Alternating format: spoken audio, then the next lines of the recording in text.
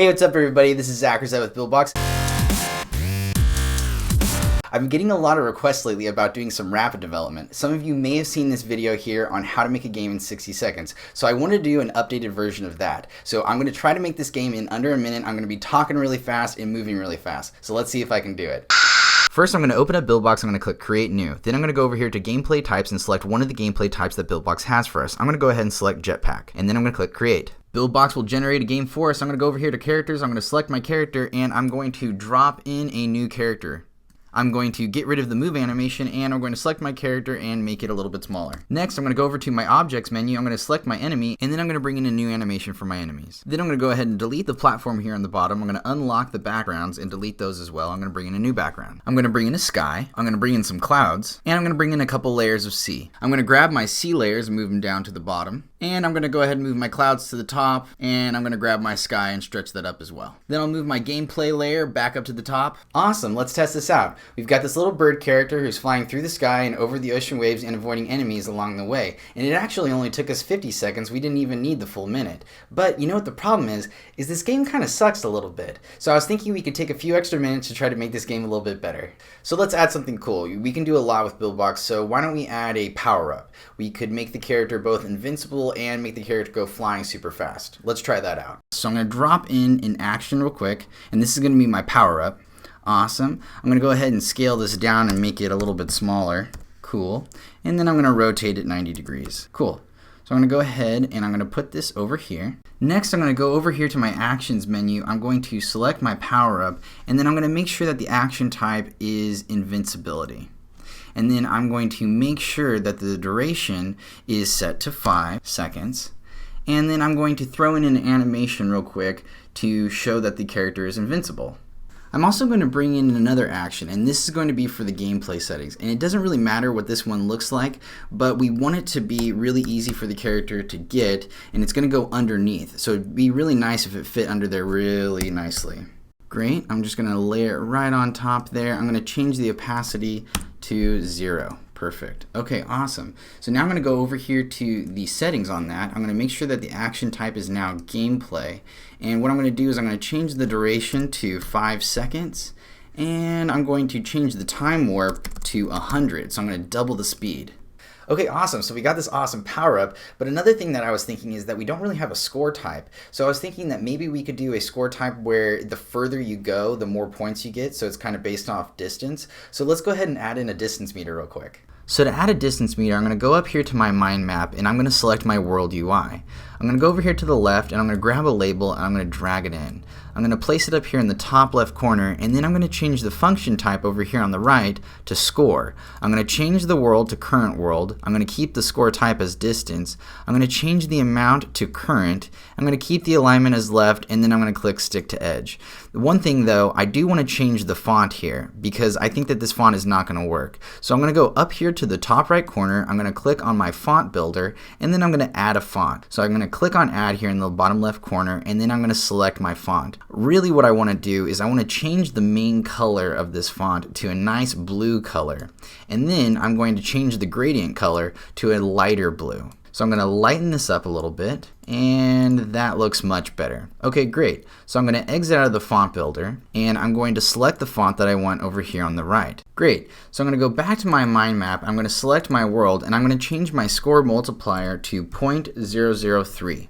Okay, great. So then I'm going to double click on my world and go back to my world. Okay, awesome. So we've got this really cool power-up and we're able to keep score based off of distance, but I still feel like it's missing a few things. So why don't we add in some coins and a coin label so that we can keep track of them? Let's go ahead and add that in real quick. So I'm going to drop in some coins as an action and I'm going to move it around here and resize it.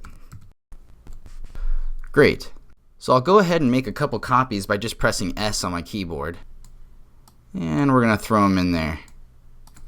And why don't we go ahead and add this power up here to another scene as well. So I'm going to press copy on my keyboard. I'm going to click on my other scene and I'm going to paste that in. Then I'm going to grab the other power up here because one handles the invincibility, the other one handles the gameplay speed up. And so I'll grab in a coin right here as well and copy it in here and then make a few extra copies. Awesome. Cool. And why don't we go ahead and make a couple extra scenes. I'm going to hit D on my keyboard to duplicate, and now I've got a couple extra scenes. And so I'm going to select my scenes, and I'm going to mix things around a little bit and just kind of move things around and randomize it a little bit better so that it's not so repetitious. Awesome. Great. So I'll go back to my start scene. And I'm going to go over here to my actions. I'm going to click on my coin, and I'm going to set the action type to coin. And I'm going to change the reward coin amount to just 1, and I'm going to turn off the show coin reward. And let's go ahead and add in a coin label so that we can actually keep track of how many coins we have. So I'm going to go to my mind map, I'm going to go to my world UI, and then I'm going to bring in another label. I'll drag it in right about here, and then I'm going to change the function to score. I'm going to change the world to current world. I'm going to change the score type to coins, and I'm going to change the amount to current. I'll go ahead and leave the alignment as left, and I'm going to click stick to edge. And then I'm going to bring in an image real quick to mark it so that we can see where the coins are being collected. So I'm going to leave this little image right here, and I'll go ahead and put this right about here. And let's make that coin a little bit smaller real quickly. Awesome. Okay, great. So I'm going to place those right about there. Okay, great. And since we have a coin image for the coin label, I'm going to use a little bird image for the distance label. So I'm going to drag in the image here. I'm going to scale it down. And I'm going to put it up here in the corner, and that's going to be the image for the distance meter. Great. So I'm going to go back up to my mind map. I'm going to go to my world, and I'm going to start adding some more stuff.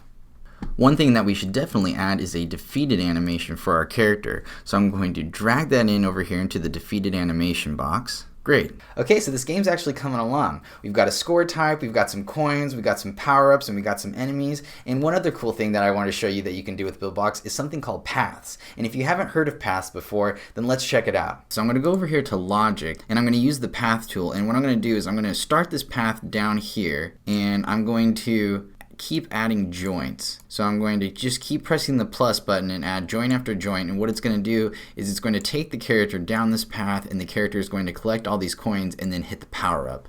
And I'm going to toss in a particle emitter to mark the beginning of the path. Okay, so let's take a look at what we've got now. So we start the game off, we go into our path, it shoots us through, and we collect all the coins, and then we hit the power up. And now that we've got this power up, we're flying across the screen super fast. We've got the time warp in place. We've got this nice distance meter up in the top left corner, and we've got a coin meter to see how many coins that we're collecting. So this is a lot better. This is so much better than we had before. So that's much better. And I just want you to know that Buildbox is a pretty complex program to be able to generate the code on the fly. I want to make it clear that this isn't a cookie cutter game creation software. You're not constrained to the confines of some preset. You're able to change tons of settings around to suit your game. And let me just show you a quick example of that right now. So here's a quick example. You just go over here to the character, you select your character, and you can scroll down on this menu over here on the right, and you can totally mess with character gameplay settings. So let's go ahead and just give the character a little bit more of a jump force. So I'm going to double the jump force real quick just so you can see. So I'm going to go ahead and press play. And now you can see that the character is really popping and really flying high. As soon as you tap the screen, it really changes the gameplay effect. So then one other thing that we can do here, since we upped the jump speed, let's go ahead and increase the gravity so that we're falling a little bit faster as well. So I'm going to go up to my mind map, I'm going to select my world, and I'm going to change the gravity from -65 to -100. And now let's see the force that gravity puts on our player. So I'm going to press play real quick, and you can see here that the gravity is really pushing the character down and we're not jumping as high. So you can see that gravity really does play an important role in your games. And this is just another way that you can create your gameplay settings to be unique and to stand out from other games. So that was a quick example of some of the things that you can do with Buildbox. If you thought this video was useful and you want to see more videos like this, then please like this video and subscribe to our channel. Like and subscribe.